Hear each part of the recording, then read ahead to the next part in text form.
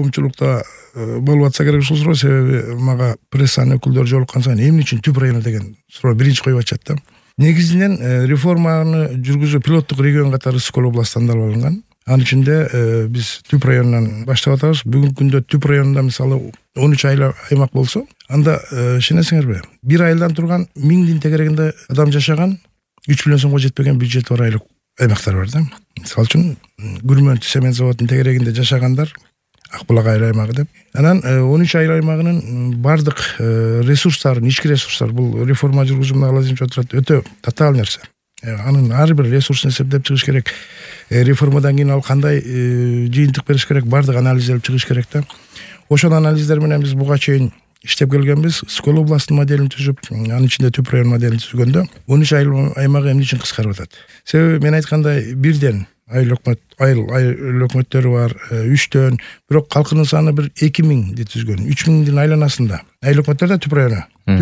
Баягы административ борбор, район борбор түп айыл аймагын албаганда калган аймактарга чачыранды да майда. Бүгүнкү күндө мына ошол Кутургудан баштап Балбайга чейин бир айыл өкмөтү болуп атат. Биздин модель боюнча андан ары ичке судан ары 3 айыл өкмөтү бар эле.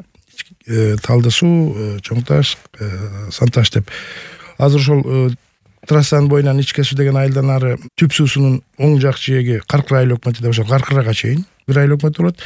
Түп суусунун сол жак бети Сары Дөбөдөн Токтоянга чейин бул Карасаев айыл өкмөтү болот. Эки айыл өкмөтү биригип түп ордунда калат. Ал эми 1000-2000 калк жашаган Михайловкада гана 3500 калк жашайт. Андан Ысык көлдө 9 булакта 2000 айланасында адам жашаган. Анан чачыранды болгон үчүн ошол 9 булак, Ысык көл айламагы, Михайловка айламагын бириктирип бир айыл өкмөтү болуп атат. Ошентип 5 айыл аймагы калат. Реформада 23 жылдын башынан баштап ушул пилоттук регион катары ушул моделди киргизип атабыз. Учурда экономика министрлигинде ушул 5 айыл аймактын экономикалык негиздери, анын өнүгүү пландары иштелип атат. Жакынкы күндөр иштелип, ал ушул 1-январдан баштап ушул моделге өтүшүбүз керек. Анан биринчи этапта биз баягы без болезненныйдебизде, мындай кызматкерлерди өтө көп баарын кыскартып ийбей этап менен өтөбүз баары бир. Бүгүнкү күндө ошол 13 айыл аймагында 198 кызматкер иштесе, жооптуу кызматкер, муниципалдык кызматкерлер иштесе, анын 80-деги кыскарыш керек, бирок биз биринчи этабында анын баарын кыскартпай, акырын этабы менен деп атабыз. Ал эми Ысык областына келе турган болсок, ал азыр айткандай 4 баскыч болобу, 3 баскыч болобу дегендей. Биз Ысык областынын моделинде област жок, Ысык району деп алып, аны 3 аймакка бөлүнөт. 3 аймакка бөлүнгөн себеби точка роста деп коебуз, өнүгүү опорасы, таянычы. Бул Каракол, Чолпонда балыкчы шаарлары болот. Айрым айылдар шаарларга бириктирилет дагы. Анан 61 айыл аймак болсо Ысык областында. Андан бир 16-18 деп эсептеп атабыз. Ошол айыл аймактары калат дагы 3 шаар точка роста болуп, анан ошол 3 аймак болот. 3 чоң аймак болот дагы. Ысык областы жоюлуп, областтык деңгээл жок болот дагы, район боюнча район болуп калат да Ысык областы толугу менен. Анан мына ушул сыяктуу модельди киргизебиз. Эми бирок Ысык областындагы да балким жеңилирээк болушу мүмкүн.